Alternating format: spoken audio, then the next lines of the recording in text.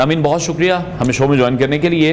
तैयार शुदा ग़िज़ाओं का जैसे भी मैंने भी बताया कि पैकेजिंग जब उसकी की जा रही है तो कुछ ख़ास केमिकल्स इस्तेमाल किए जा रहे हैं उनकी लाइफ को बढ़ाने के लिए, किसी के टेस्ट को मेंटेन करने के लिए। जब हम टिन के डब्बों की भी बात करते हैं, इसका इंसानी जिस्म पर क्या असर पड़ रहा है?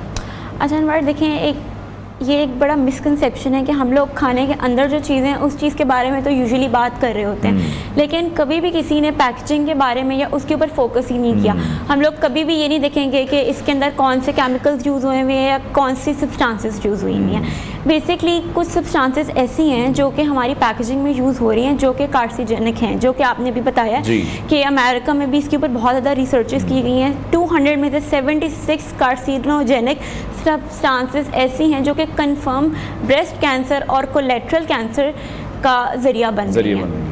अब उसके अंदर सबसे पहले तो याद है कि कार्सिनोजेनिक सब्सटेंसेस होती क्या हैं। जो सब्सटेंसेस कैंसर करने की कैपेबिलिटी रखती हैं या फिर हमारी बॉडी के अंदर कोई डिस्टर्बेंस क्रिएट करने की कैपेबिलिटी रखती हैं, उसको हम कार्सिनोजेनिक सब्सटेंसेस कहते हैं। फूड पैकेजिंग के अंदर बहुत सारे कार्सिनोजेंस हैं, जिसके अंदर सबसे पहले हम अगर बात करें तो बिस्फेनॉल ए है, ठीक है। उसके बाद आ जाता है फाइटेट्स आ जाते हैं। उसके अलावा अगर हम बात करें तो PFAs हमने यूजुअली देखा भी होता है कि जो फूड पैकेजेस होते हैं उसके ऊपर लिखा हुआ होता है कि PFA फ्री और PFA इंड्यूस्ड। तो PFA फ्री का मतलब ये होगा कि इसके अंदर PFA नहीं है, और PFA इंड्यूस्ड मतलब उसके अंदर PFAs हैं। जो PFAs हैं और जो बिस्फेनॉल्स हैं वो बेसिकली हमारी जो एंडोक्राइन सिस्टम है, जो हमारा हार्मोनल सिस्टम है, उसको डिस्टर्ब कर रहे हैं। ठीक है। अच्छा, ये पैकेजिंग में जितने भी केमिकल्स का इस्तेमाल किया जा रहा है उसका कुछ खास मकसद होगा? किसी चीज़ की टेस्ट को बरकरार रखने के लिए, प्रिजर्व करने के लिए, उसकी लाइफ को बढ़ाने के लिए कौन सी ऐसी चीज़ें हैं जो हमें नोट करनी चाहिए जब भी हम कोई पैकेजिंग वाली चीज़ बाय कर रहे हैं? अच्छा अनवर, ऐसा है कि पैकेजिंग की वो बेसिकली इसलिए होता है कि उसकी शेल्फ लाइफ को इंक्रीज़ किया जाए। क्योंकि डेफिनेटली अगर एक चीज़ ग्रॉसरी स्टोर पे जा रही है तो डेफिनेटली वो उसी दिन या अगले दिन इस्तेमाल नहीं होगी, सेल भी नहीं हो सकती। एग्जैक्टली। तो उसकी एक तो शेल्फ लाइफ को इंक्रीज़ करने के लिए, दूसरा उसके टेस्ट को इन्हांस करने के लिए। और आपने देखा जैसे जो ऑयल की पैकेजिंग होती है, डेफिनेटली ऑयल एक ग्रीजी चीज़ है, तो उसको ग्रीस फ्री रखने के लिए और उसको लाइक पैकेजिंग से ज़रा डिफ्रेंशिएट करने के लिए उसमें चीज़ों का इस्तेमाल किया जाता है। डिफरेंट जितने भी केमिकल्स हैं उनके डिफरेंट हैं। जैसे अगर हम बात करें, हम ये नहीं कह सकते कि plastics are the only culprits, जो कि हम कहते हैं कि जी ओवन में प्लास्टिक का इस्तेमाल ना करो, या हमने ये भी बहुत ज़्यादा सुना है कि जी अच्छा वाला प्लास्टिक इस्तेमाल कर लो। प्लास्टिक इज़ प्लास्टिक, ठीक है। चाहे वो पैकेजिंग में आ रहा है, चाहे वो बॉक्स फॉर्म में आ रहा है, चाहे वो टिन फॉर्म में आ रहा है, they are causing damages to your body. ठीक है। अच्छा, ग़िज़ाई मसनूआत की पैकेजिंग में ख़तरनाक केमिकल्स जिस तरह से पाए जा रहे हैं, अब हम उस पर ही डिस्कस कर रहे हैं, कौन सी फिर एहतियाती तदाबीर हैं, क्योंकि ये तो हमारी लाइफ का हिस्सा बन चुके हैं अनफॉर्चुनेटली, उनसे जान छुड़ाना भी मुश्किल है।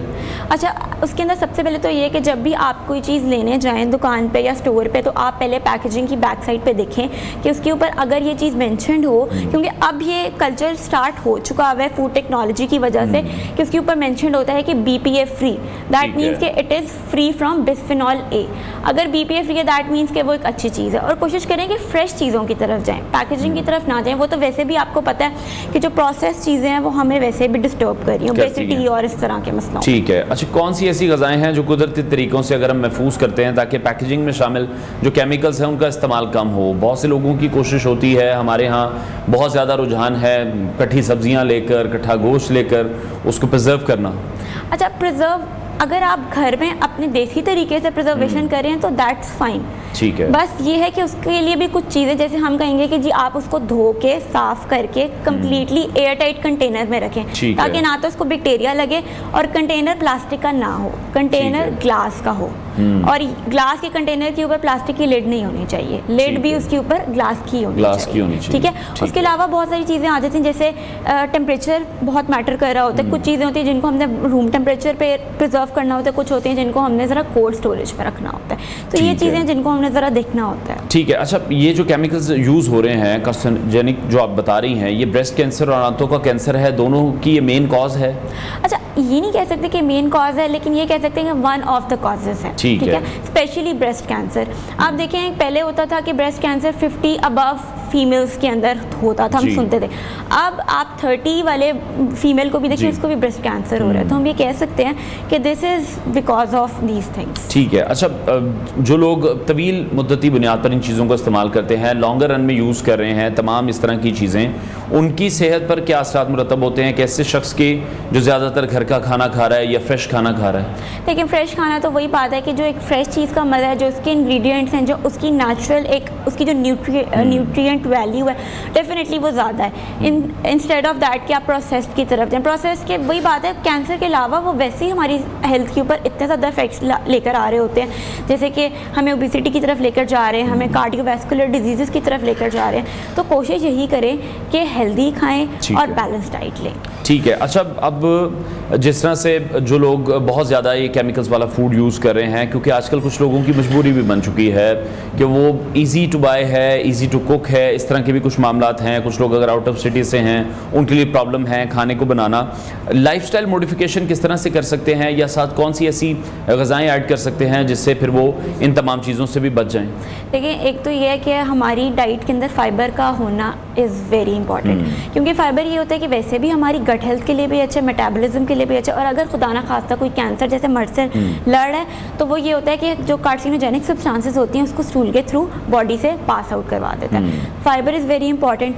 फ्रूट्स आर वेरी इंपॉर्टेंट, क्योंकि ये होता है कि उसके अंदर ऑक्सीडेंट्स होते हैं, तो वही होता है कि आपकी बॉडी को नेचुरली डिटॉक्सीफाई भी कर रहे होते हैं। उसके अलावा ये है कि ग्रीन लीफी वेजिटेबल्स का इस्तेमाल करें, लीन मीट का इस्तेमाल करें, और कोशिश करें जो मीट और जो प्रोसेस चीज़ें हैं वो इतनी उस तरीके से लें कि वो आपकी, अगर आप आज ले रहे हैं तो आज ही इसको इस्तेमाल कर लें। ठीक वो है। उसको लंबे अरसे तक ना रखें कि जी हम इसको हफ्ते बाद इस्तेमाल कर लेंगे। ठीक है। लेकिन नॉर्मली हम घरों में भी देखते हैं कि बहुत सी आइटम्स ऐसी हैं जो फ्रिज में रखी जाती हैं या फ्रीज़र में रखी जाती हैं और फिर बार बार ओवन में वो गर्म हो रही हैं। बिल्कुल। उसका कितना ज़्यादा नुकसान है?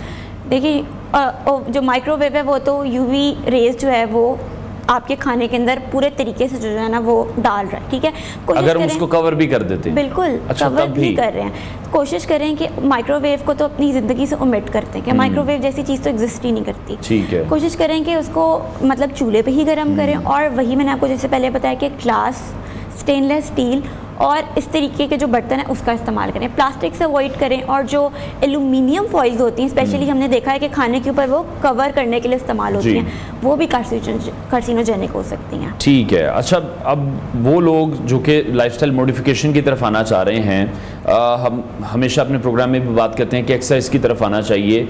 आपको क्या लगता है कि ये जस्टिफाइड है कि हम ये तमाम इस तरह का खाना खाते रहें, केमिकल्स से मिला खाना खाते रहें, और साथ एक्सरसाइज करके हम ये कहते रहें कि अब हम बैलेंस कर रहे हैं इसको? ये बैलेंस होता है या नहीं होता? ये तो बिल्कुल अनवार वही बात हो गई ना कि हमने हलवा पूरी वाला नाश्ता किया और फिर हमने ग्रीन टी पी के कह दिया जी हमारा हलवा पूरी जो है ना वो लेवल हो गया, बराबर कर देते हैं। बिल्कुल वही बात है कि ऐसा कुछ भी नहीं होता।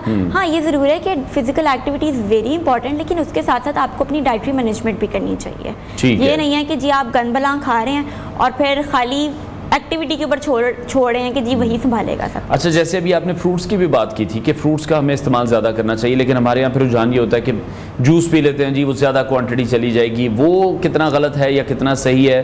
क्योंकि जब उसमें से फाइबर निकल जाएगा, जब हम जूस की तरफ जाएंगे तो फाइबर की इंटेक जो हम करना चाह रहे थे वो भी नहीं होगी फिर। बिल्कुल ऐसा ही है।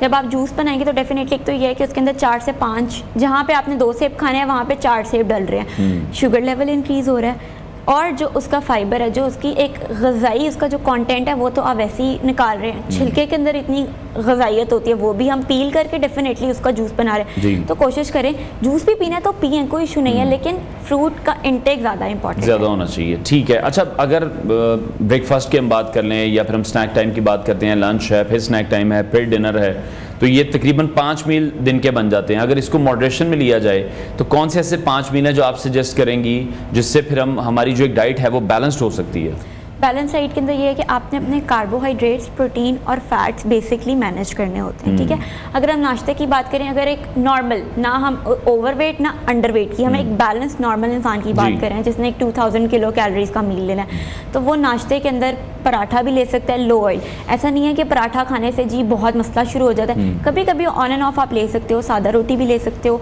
ओट्स एक बहुत अच्छी ऑप्शन है, ग्रेन और सीरियल्स। ठीक है, नाश्ते में आप अंडे का इस्तेमाल लाजमी करें।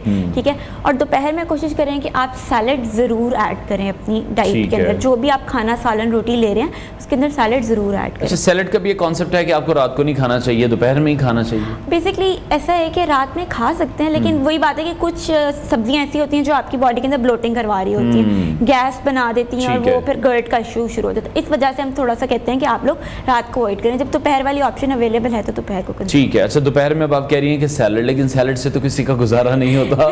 ये तो आप वो खाने बता रही हैं जो कि अब हम अगर लाहौर में बैठे हैं और लाहौरी खानों की बात कर रहे हैं तो सिर्फ सैलड से क्या बनेगा? ये देखिए ना, ये फिर अब मैं वही तो बता रही हूँ कि चस्के वाली फूड नहीं है। नहीं, ये- चस्के में हम नहीं जाते हैं। अगर हम सिर्फ नहीं, चिकन का पीस खा लेते हैं या हम फिश खा लेते हैं। सालन रोटी जो भी आप ले रहे हैं दैट्स फाइन, ठीक वो है। आप लें।